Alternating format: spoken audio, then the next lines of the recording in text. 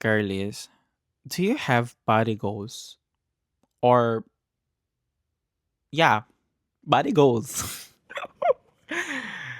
Kasi girlies ako, may body goals dapat ako eh, pero hindi dapat siya body goals eh, to be honest.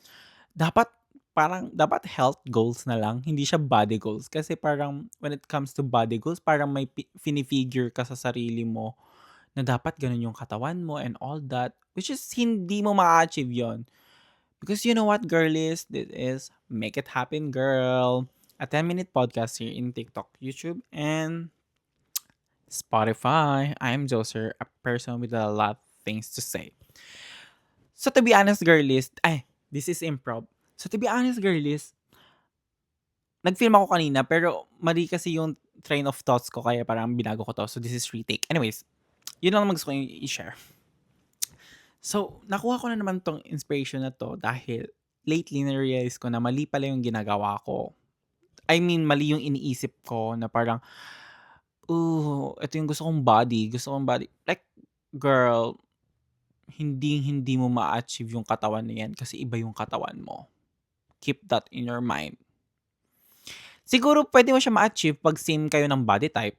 Pero like, hindi talaga eh. Iba-iba pa rin yung ano eh. Iba-iba rin yung body goals. Pero for example, this is your body goal. Like this picture is your body goal. And do you wanna achieve that? Pero, you think ma-achieve mo ba yun? Well, kung oo, edi, girl, good for you. Pero akin kasi, pinoproblema ko lang siya. Like, girlies, kasi parang, paano ba? Paano ko ba sasabihin to? Kasi you know what, girlies, nung 2023 ako, parang I feel like, hindi siya yung skinniest ko eh, pero skinny ako before. Like, literal na parang no fats and no muscles ako ata eh.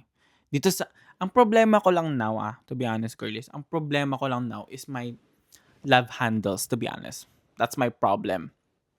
Pero lately ko na na-realize na parang,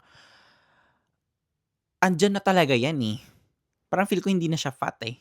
Charing, fat pa rin naman siya. Feel ko fat pa rin naman siya. Ba't kasi hindi ako mag-asa experts, di ba? Or like yung mga professionals. Right? Dapat yun yung ginagawa ko eh. Mag-asa ko sa mga professionals, hindi mag-assess sa sarili ko ba. Pero, yeah, girlies, sobrang problem ko na yung love handles ko to the point na parang everyday na ako nag-rant.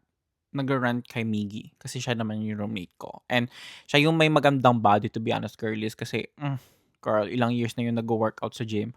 Ako, wina-workout ko pang pumunta. You know what, girlies, sabi ko nga, pagpunta ko ng US, dapat everyday nagji-gym ako. Kahit pagod na pagod ako sa work, dapat nagji-gym ako para like healthy lifestyle. And may body goals kasi ako before. Pero si bakla nagka-wrist injury. Ito Sa alam mo yung ginaganon ko lang siya, girlies, masakit na siya. Like dito na part hindi ko alam kung anong nagko-cause. Pero as a culinary daw, sabi nga nila as a culinary, yung wrist daw talaga ang pinaka-dangerous sa'min kasi yung movement namin sa kusina is we always use the wrist. Chopping, mixing, and mali. Mali. Anyways, girlies. So yeah, nagka-wrist injury ako and it's been 3 months since I stopped my gym membership.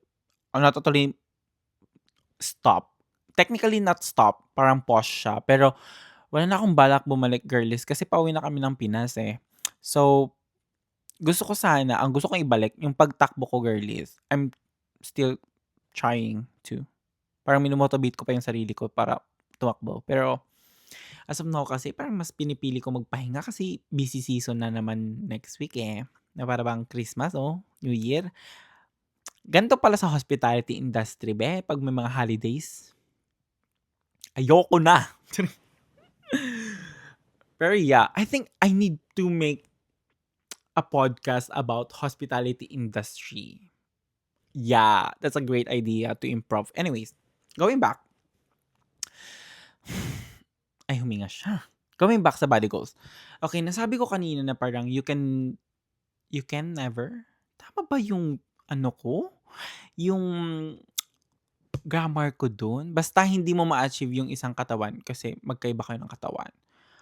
My point is, everybody is different. So, you have you have different body goals. Kasi ako, girly, sobrang toxic na mind ko na parang, gusto ko ganitong katawan, which is hindi ko nga ma-achieve kasi iba yung body type pala ng taong ito sa body type ko. Which is yun dapat yung gawin nyo, girlies. I mean, para sa akin I'm not an expert.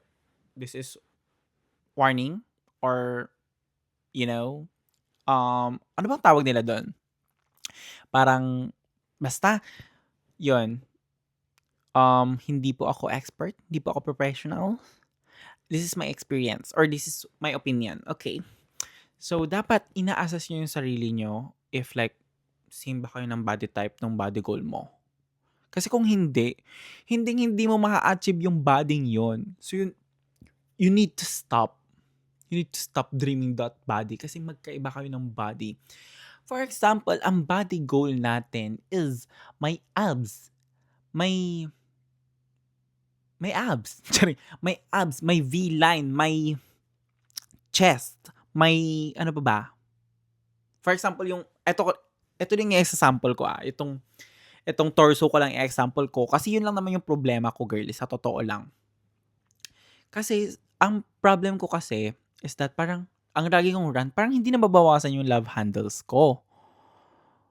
Like, alam mo, ay gusto ko sana i-share pakita pero nahihiya ako Pero yeah, hindi siya nababawasan. Parang hindi na siya nakakaganda sa mga outfits na sinusuot ko kasi nga ang laki ng love handles ko. Pero nung tinitignan ko yung katawan ko nung 2023, ate, diretso yung katawan ko. Walang love handles sa totoo lang. And then now, ang laki na. Anyways, yun nga. I think naging irresponsible ako when it comes to eating, when it comes to my diet, when it comes to my lifestyle. Kaya nagkaroon ako nito and of course, at the end of the day, isisisi ko sa sarili ko and isisisi ko pa rin bakit hindi ako motivated to do something on it. Though I practice fasting as of now, kasi parang I slowly doing fasting now. Kasi ayokong biglan yung sarili ko kasi girl, sobrang tiring kaya ng hospitality management. And as a culinary, bakla hindi pwede sa'yo ang fasting. Kasi bago ka pa mag-service, dapat natikman mo na yung mga pagkain. Ganun.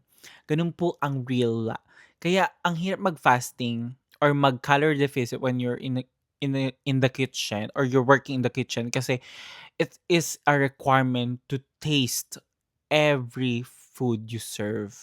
Not totally, not totally yung final product Like, I mean the components na ilalagay mo. Okay? Keep that in mind.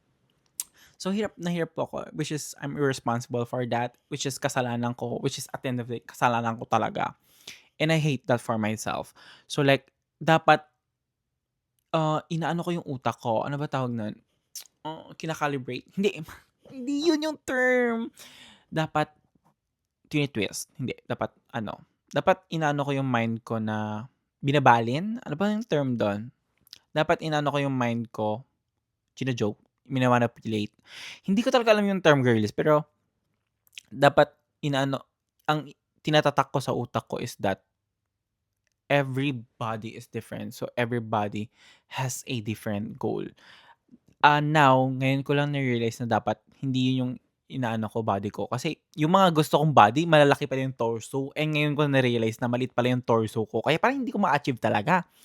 So, girlies, dapat ang body goal na gusto ko na lang is less fat, more muscles. Yun talaga, less fat or no fat. Tapos, more muscle.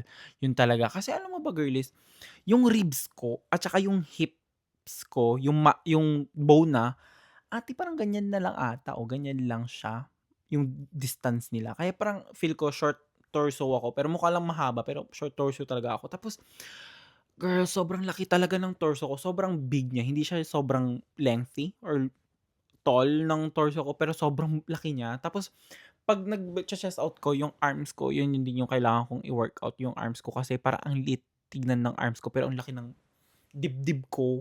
Pero hindi ito muscle malaki lang talaga yung buto ng ano ko. Pero yeah, girlies, you need to assess yourself, okay? That's for the pod. This is Mika